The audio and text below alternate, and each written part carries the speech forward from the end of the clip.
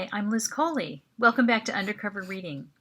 We're in the middle of reading The Captain's Kid and we're about to start Chapter 3, which has 6 parts. The title of the chapter is First Day. I woke to a strange buzz hum, and it wasn't the 0500 alarm I'd set on my watch comm. Moonlight brightened the room enough to trace Karthik sitting pretzel style on the floor at the foot of his bed, hands palm open on his knees. I sat up with a groan and his head whipped around. I'd left the dance right after Audrey stalked off to tell Sherry I was a horrible human being. And Sherry no doubt told Mo, who would be sure to inform Karthik and Khan that they were hanging out with a criminal. So basically, I could count on a year of dirty looks and whispers. All the blood in my head dropped down to my feet. I felt like vomiting. "What's the matter?" Karthik asked. "You look like your best friend died." I didn't say anything. "Look, here I am, still alive!" He gestured to himself. Was it possible? He didn't know? I wasn't blacklisted? Was there a chance I could make it up to Audrey, get her to forgive me somehow? "Thanks, Karthik. Your best friendship means a lot to me, no matter how long it lasts." "You have some terminal disease or something I don't know about?" he asked, standing up to tap on a light. I blinked. "What were you doing on the floor?" Not only was I curious, it was a great change of subject. "Meditating, gathering my strength for the day." "It's not going to be so strenuous sitting in an elevator for 6 hours. His fists rose in outrage. "Are you kidding? 6 hours of gut-churning nausea in a capsule screaming out of the atmosphere." "It doesn't exactly scream," I said. "The ride is pretty smooth, even at flip-over." "Flip-over!" he shuddered. "Nonetheless, I gather my strength." "You know, I could use some of that too. Can you teach me?" If we ended up in the same train passenger capsule as the girls, yes, I would need my strength. 1 out of 6 odds of that. I prayed to the God we visited 4 times a year that I wouldn't end up in Audrey's capsule. I needed a redemption plan first. By the time Karthik packed into a huge duffel and I repacked into my shopping bag, and we each stuffed a pair of buffet bagels in our pockets, it was close to loading time. His parents had gone ahead, as he explained. "They like to be an hour early for concerts, 3 hours early for airplanes. Imagine what time they got up for the lift. Dad has to be on the first train, so he can get the first night feast prepared." I watched the time nervously as we shuttled over to the station and made the kilometer walk down the corridor to the space elevator security line. With half an hour to go till lift, crew members and families were being processed with great efficiency. I noticed something weird, though. Either they had ignored the luggage memo, or I'd missed the baggage pickup spot. Everyone had all their bags with them, including Karthik. I scanned the area for luggage instructions or a pile of luggage or a baggage handler. Dang, where was my stuff? My watch comm chimed with an incoming message and I tapped it impatiently. "Passenger web collect screened luggage from front desk lockup at earliest convenience." What? Now? Karthik? My breath stuck in my chest. "Karth, look at this and explain it to me." "What?" "The hotel desk wants me to pick up my stuff. They didn't transfer it over here."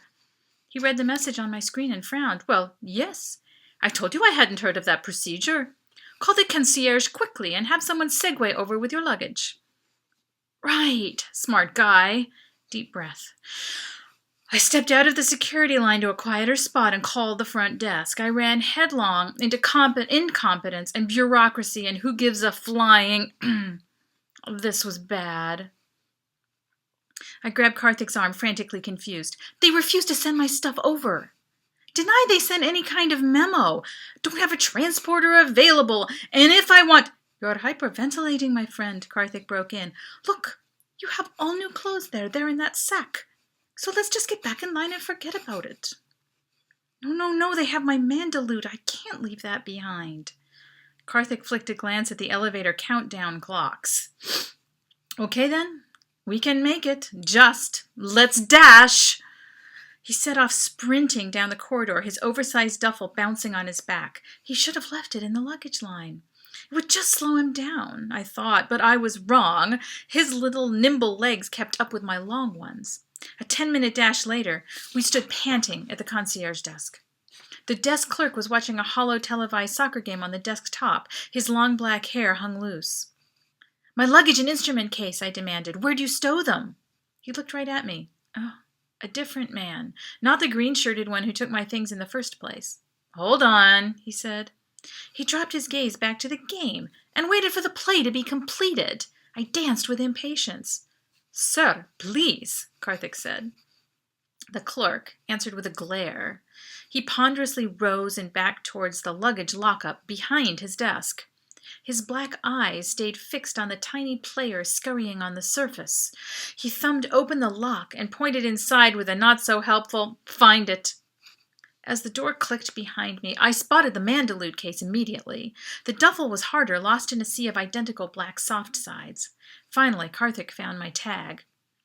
"Oh, thank goodness, let's go," I ordered, wiping the sweat from my forehead. Karthik reached for the inside knob and grunted. "What's I demanded. "It appears to be locked." Karthik scratched his chin. "Well, thumb it! Come on, hurry!" Karthik pressed twice on the pad, left thumb and right thumb. "It will not accept my print." My brain refused to accept the news. "That doesn't make sense. Why would they?" I touched the controls with no better results. Both thumbs. Blast! It must be keyed to employees only. How stupid. "Well, no, it makes sense," Karthik said reasonably, but I was already banging on the door. Hey, you out there, open the door!" I pounded with both fists. "Help me out here, K-Man." "Yes, of course." He yelled with me, and while I pounded up high, he kicked the door down low. The racket would have woken the dead on far side, but no one, living or dead, responded. "He's watching that football game," Karthik suggested hoarsely. "Obsessively." Dang soccer. I looked at the time and my heart skipped a beat. More screaming? Oh, how foolish we are. "Just call out," Karthik said. "Oh, I'm such an idiot." I banged my forehead with my fist and felt the scab crack. Dang it. I hit last number, the desk. Nothing happened, not even a wait tone. Something's wrong. It's not going through. You don't suppose this is a shielded area? Karthik shrugged helplessly and went back to kicking the door. I joined him in yelling. After the longest 15 minutes of my life, my voice was gone. I flopped back onto my duffel, eyes burning, holding in the tears. I checked the time. The 5th train should be lifting. "It's too late," I said, my voice shaking. Karthik checked his watchcom. I couldn't see what he tapped out on the V-board, but moments later he said, "Brandon, I'm getting through." "Let us out," he requested through clenched teeth. Moments later, the clerk opened the door. We didn't hang around for an apology or excuse. We hightailed it down the corridor, the mandolute banging my shins all the way, and arrived breathless at the security checkpoint. No one remained except one guard who took duffel, shopping bag, and instrument to scan. "Take it easy, boys," she laughed. "Catch your breath. You've got plenty of time." "What? We do?" I couldn't believe our luck. "Thank goodness," Karthik sighed. "What delayed the lift?" The guard glanced at the countdown clock. "Delayed? Oh, no delay. The evening lift should be right on time at 1900, since the last morning lift finished ahead of schedule."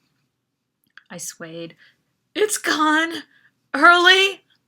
"About 10 minutes ago. Okay, here are your things. Make yourselves comfortable. You might enjoy exploring the spaceport since you're so early.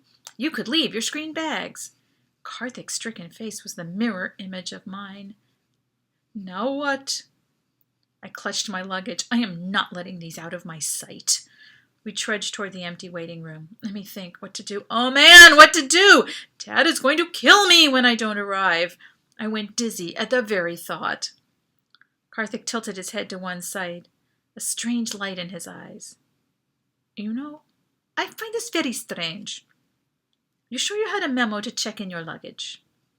"Well, yes, even though it vanished, I swear."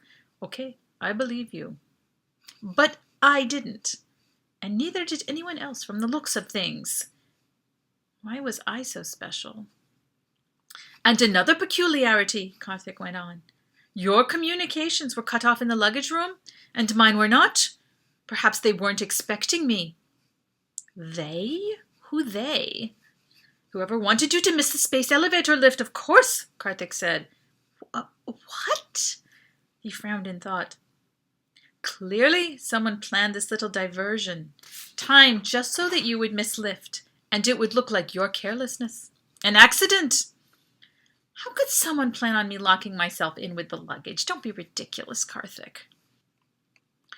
But he wore a serious expression, clearly not kidding. Perhaps the sports fan clerk was in on it. Was he the one who took your luggage in the first place? No, I said. I thought so at first because they looked so similar. Another Amarind, Karthik asked. That's unexpected this far from the homeland. I wonder if we should go back and question him. Look, Sherlock Sirivolu, before you get carried away with interrogations, I think it's more critical to deduce a way of getting us up there before the Reliable leaves us behind. Surely your father would not leave without you. He will delay lunch until we arrive.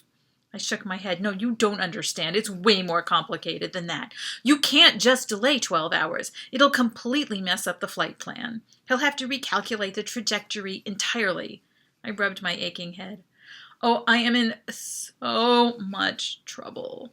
I promised not to be a bother, and now this. I totally screwed up the launch. But how is this your fault? Karthik asked. I don't know, I said, but it must be. I don't think so, Karthik said with certainty. You're a pawn in a bigger game. And the game, as they say, is afoot.